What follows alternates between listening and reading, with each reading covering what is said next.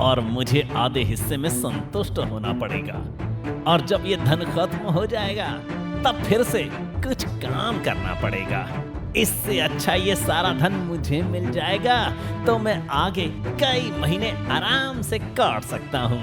हरिया के मन में ये दुष्ट विचार आता है और किशन, कब से तुमने ये मोहरों की पोटली पकड़ रखी है? अब कुछ देर के लिए मुझे दे दो, भारी होगी ना, कुछ देर मैं पकड़ लेता हूँ। किशन और हरिया बचपन के दोस्त थे। किशन बहुत काम करता था, मेहनत करके पैसे कमाता था, लेकिन हरिया बहुत आलसी था। उसे मेहनत करना बिल्कुल भी पसंद नहीं था। एक दिन हरिया, बहुत दिन हो गए, कोई काम नहीं है। ऐसा ही चलता रहा तो कुछ दिनों के बाद खाने पीने की नौबत हो जाएगी। अरे अभी से क्यों इतना सोच रहे हो? तब की तब देखेंगे। नहीं हरिया, मुझे लगता है कि अब हमें काम की तलाश में गांव से दूर नगर में जाना चाहिए। वहां जाकर कोई ना कोई काम तो मिल ही जाएगा। हरिया का जाने का बिल्कुल मन नहीं था, लेकिन किशन के बहुत जोर देने के बाद हरिया उसके साथ चला जाता है। दोनों अपने गांव से अब बहुत दूर आ जाते हैं। रास्ते से जा रहे थे कि तभी उन्हें एक बुढ़ा आदमी बैठा हुआ दिखाई देता है। उस बुढ़े आदमी के पास एक बड़ी टोकरी थी और उसमें अलग अलग प्रकार के फल रखे हुए थे। वो बुढ़ा आदमी बहुत थका हुआ लग रहा था। उसे देखकर बाबा, क्या हुआ? आप ठीक है ना? क्या बताऊं बेटा, अब बूढ़ा हो गया हूँ, इसलिए ज्यादा दूर नहीं जा सकता। मुझे ये फल नगर में जाकर बेचने हैं, लेकिन मैं इतना थक गया हूँ कि ये भारी टोकरी उठाकर वहां तक नहीं जा सकता। मैं यहाँ बैठकर राह देख रहा हूँ कि कोई यहीं आकर फल खरीद ले तो मेरा काम हल्का हो जाएगा। बाबा की बात सुनकर किशन कुछ सोचने लगता है। अरे क्या हुआ किशन, इतना क्या सोच रहे हो? तुम कह रहे थे ना, तब की तब सोचेंगे। अब तुम्हें पता चलेगा कि हम कितने उचित समय पर यहाँ आए हैं। मतलब? बूढ़े बाबा के ये सब फल हम खरीद लेते हैं। अरे लेकिन इतने फल लेकर क्या करेंगे? हम दोनों कहाँ खा पाएंगे इतने फल? अरे ये फल हमें नहीं खाने हैं। रुको, अब देखो मैं क्या करता हूँ। फिर बाबा, ये फल मैं खरीद लेता हूँ। आप इस पूरी टोकरी को कितनी कीमत में बेचेंगे? बेटा, इस टोकरी में जितने फल, उन सब की कीमत 100 मोहरे हैं। ठीक है बाबा, ये लीजिए 100 मोहरे। किशन वो फलों की टोकरी उठा लेता है और नगर की तरफ चलने लगता है। अरे किशन, बताओ तो क्या करने वाले हो तुम? ये इतने फल क्यों ले लिए तुमने? अरे दोस्त, ये फल मैंने 100 मोहरे देकर खरीद लिए हैं। अब हम इन फलों को नगर में जाकर ज्यादा कीमत में बेचेंगे। दोनों आगे जाने लगते हैं। तभी एक बंदर किशन के सामने आता है। किशन कुछ पके हुए फल उस बंदर को खाने के लिए देता है। फिर आगे नगर में जाकर किशन ने उन्हें फलों को 300 मोहरे में बेच देते हैं। उन्हें 200 मोहरे मुनाफे में मिलती है। दोनों अपने गांव की ओर लौटने लगते हैं। तभी रास्ते में अरे वाह किशन, तुम तो बहुत बुद्धिमान हो। मुझे तो लगता था कि तुम सिर्फ मेहनत करते हो, लेकिन आज तो तुमने अपनी बुद्धि का ऐसा उपयोग किया है कि सीधे हमें 2 गुना मुनाफा हो गया। हाँ हरिया, मैंने तो सोचा था कि नगर में जाकर हम मेहनत से धन कमाएंगे, लेकिन हमारा भाग्य कितना उज्जवल है। देखो कि हमें ज्यादा मेहनत भी नहीं करनी पड़ी और हमें इतना मुनाफा हो गया। हाँ किशन, तुम सही कह रहे हो। अब मुझे भी मेहनत की कीमत समझ आई है दोस्त। अच्छी बात है, हम गांव जाकर इस धन को आपस में आधा आधा बांट लेंगे। दोनों जंगल के रास्ते से अपने गांव को लौटने लगते हैं। एक खाई की तरफ से जाते हुए हरिया के मन में लालच पैदा हो जाता है और हरिया मन में सोचता है, अगर हम गांव पहुंच जाएंगे तो किशन इस धन का आधा हिस्सा लेकर चला जाएगा और मुझे आधे हिस्से में संतुष्ट होना पड़ेगा।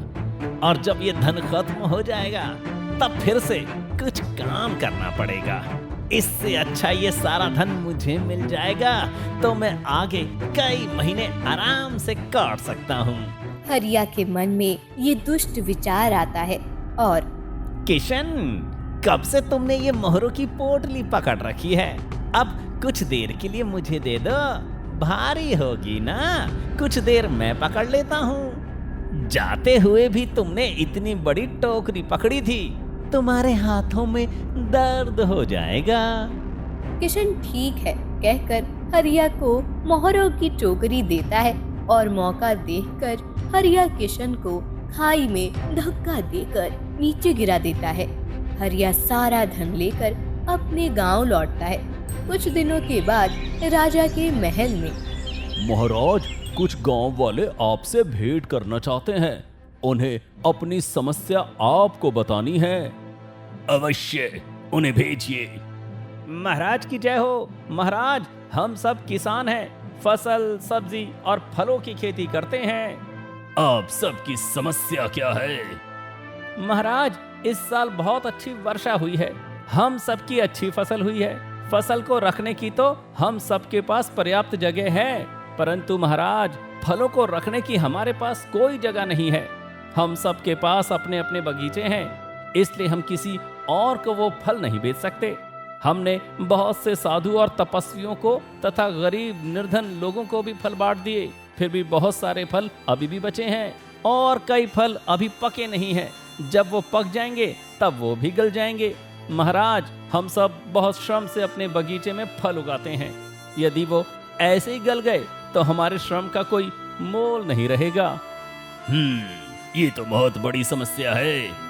यदि फल इतने गल गए तो तुम सबके श्रम बेकार हो जाएंगे। अब क्या किया जाए? महाराज, हमारे राज्य में तो नहीं, परंतु हम किसी और राज्य में ये फल बेचने की व्यवस्था करें तो इन सभी श्रमिकों को अपने श्रम का उचित मूल्य मिल जाएगा और फल भी खराब नहीं होंगे।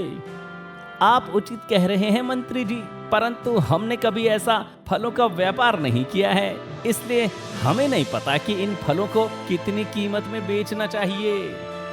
मंत्री जी, आप राज्य में किसी ऐसे व्यक्ति की खोज कीजिए जो इन फलों को उचित दाम में बेच सके और इन श्रमिकों के श्रम का उचित मूल्य उन्हें दिलवा सके। जी महाराज, मैं शीघ्र ही ऐसे व्यक्ति की खोज करता हूँ। मंत्री पूरे राज्य में घूमकर ऐसे व्यक्ति को ढूंढने लगते हैं जो एक व्यापारी की तरह फलों को बेचकर आ सके। मंत्री कुछ लोगों से पूछते हैं, तब उन्हें हरिया के बारे में पता चलता है। लोग उन्हें बताते हैं कि हरिया कुछ दिनों पहले नगर में जाकर भारी मुनाफे के साथ फल बेच कर आया था। मंत्री हरिया को राजमहल बुला लेते हैं और हरिया, हमें पता चला है कि तुमने कुछ दिनों पहले नगर में जाकर भारी मुनाफे के साथ बहुत धन कमाया है। जी हाँ महाराज। तो आज तुम्हें फिर हमारे लिए एक कार्य करना है। राजा हरिया को फलों को बेचने की सब बात बता देते हैं। हरिया उन्हें ना नहीं कह पाता और सभी गांव वाले एक बड़ी बैलगाड़ी पर सबके फल टोकरियां में भरकर हरिया के घर पहुंचा देते हैं। उस फलों से भरी बैलगाड़ी को देखकर हरिया को चिंता होने लगती है। अरे ये क्या, इतने सारे फल! महाराज ने तो मुझे फंसा ही दिया। अब उन्हें कैसे बताऊं कि उस समय किशन की वजह से हमें मुनाफा हुआ था। मैंने तो कुछ भी नहीं किया था। अब क्या करूं?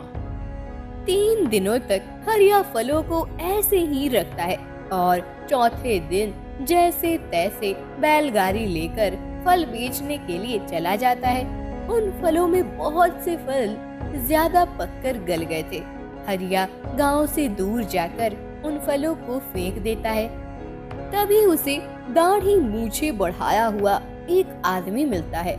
वो आदमी हरिया से बचे हुए फल खरीद लेता है और उसे कुछ मोहरे देकर खुद आगे चला जाता है। हरिया वापस आकर राजा को सब मोहरे दे देता है। राजा उन मोहरों को देखकर खुश हो जाता है और सभी श्रमिकों में बांट देता है। 2 दिनों के बाद राजा को गुप्तचर से पता चलता है कि उस दूसरे आदमी ने उन फलों को चौगुनी कीमत पर दूसरे राज्य में जाकर बेच दिया है। राजा फिर हरिया को बुलाते हैं। हरिया, तुमने उन फलों को दूसरे राज्य में जाकर बेचा था? हाँ महाराज, क्यों? आप ऐसा क्यों पूछ रहे हैं? झूठ मत बोलो हरिया, मेरे गुप्तचर ने सब सच सच बता दिया है कि तुमने रास्ते में ही एक आदमी को वो फल बेचे थे। तुम तो हमारे राज्य पार करके गए ही नहीं। मैंने उस आदमी को भी यहाँ बुलाया है जिसे तुमने फल बेचे थे। वे आदमी भी आ जाता है। तब बताइए, आपने इतने ज्यादा मुनाफे के साथ हमारे फल कैसे बेच दिए?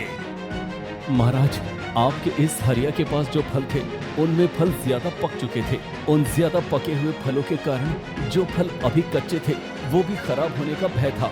मैंने हरिया से सभी फल एक ही दाम में खरीद लिए और बाद में उन सभी फलों का वर्गीकरण किया।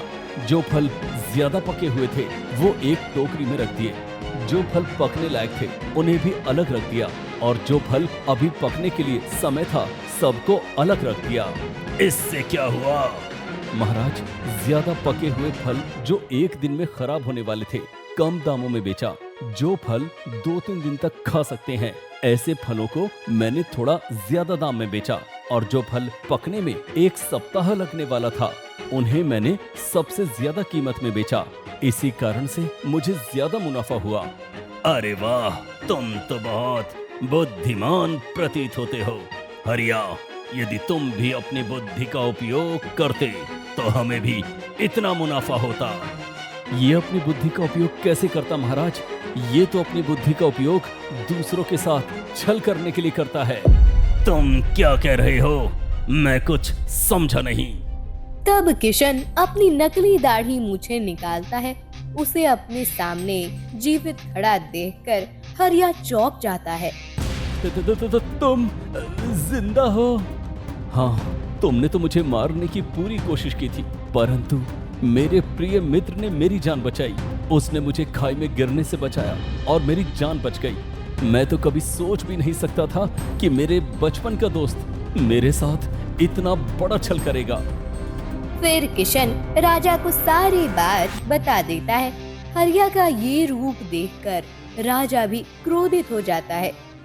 इतना बड़ा छल! परंतु किशन, तुम नीचे गिर गए थे तो बच कैसे गए? महाराज, मैंने जब उस बूढ़े बाबा से फल लिए थे तब एक भूखा बंदर मेरे पास आया था। मैंने उसे कुछ फल खाने के लिए दिए थे। ये हरिया एक मनुष्य होकर भी अपनी मित्रता भूल गया और इसने अपने स्वार्थ के लिए मेरे साथ छल किया। परंतु उस बंदर ने जब मुझे खाई में गिरते हुए देखा तब उसने अपनी पूंछ से मुझे पकड़ लिया और खाई में गिरने से बचा लिया। नहीं महाराज, ये झूठ बोल रहा है। नहीं महाराज, मैं सच बोल रहा हूँ। आपको अगर मेरी बात पर विश्वास नहीं है तो आप उस बंदर से भी पूछ सकते हैं। वो बंदर हमारी भाषा में बोलना जानता है। तभी बंदर वहाँ आता है। किशन सत्य कह रहा है महाराज। जब ये खाई में गिर रहा था तब मैंने अपनी पूंछ से इसे पकड़ लिया। जब मैं भूखा था तब किशन ने मुझे फल खिलाकर मेरी भूख मिटाई थी। उसके उपकारों का कर्ज मुझे चुकाना ही था। बंदर की बात सुनकर राजा को किशन की बात पर विश्वास हो जाता है। मंत्री जी, इस दुष्ट छल करने वाले हरिया को किशन की हत्या करने के अपराध में बंदी बनाकर कारागार में डाल दीजिए। किशन, तुमने हमारे राज्य के श्रमिकों के श्रम का उचित मूल्य लगाया है, इसलिए मैं तुमसे विनती करता हूँ कि आज के बाद तुम हमारे राज्य के अनाज और बाकी सब वस्तुओं का व्यापार करके उनका और हमारे राज्य का लाभ करने में सहायता करो। तुम्हें मैं राज्य का अर्थ मंत्री घोषित करता हूँ। आपका बहुत बहुत आभार महाराज। और ये लीजिए, ये वही धन है जो मैंने इन श्रमिकों के फल बेचकर प्राप्त किया है। इस पर मेरा कोई अधिकार नहीं है। आप इसे इन लोगों को बांट दीजिए। किशन का सरल स्वभाव देखकर राजा बहुत प्रसन्न हो जाता है। उस दिन के बाद किशन अर्धमंत्री बनकर व्यापार का भार संभालने लगता है। कार्य से खुश होकर राजा उसे उसके काम का अच्छा मूल्य देने लगते हैं। साथ ही उसे रहने के लिए एक महल भी देते हैं। किशन के कारण राज्य में व्यापार की नई परिसीमा तैयार हो जाती है और राज्य का अच्छी उन्नति होने लगती है।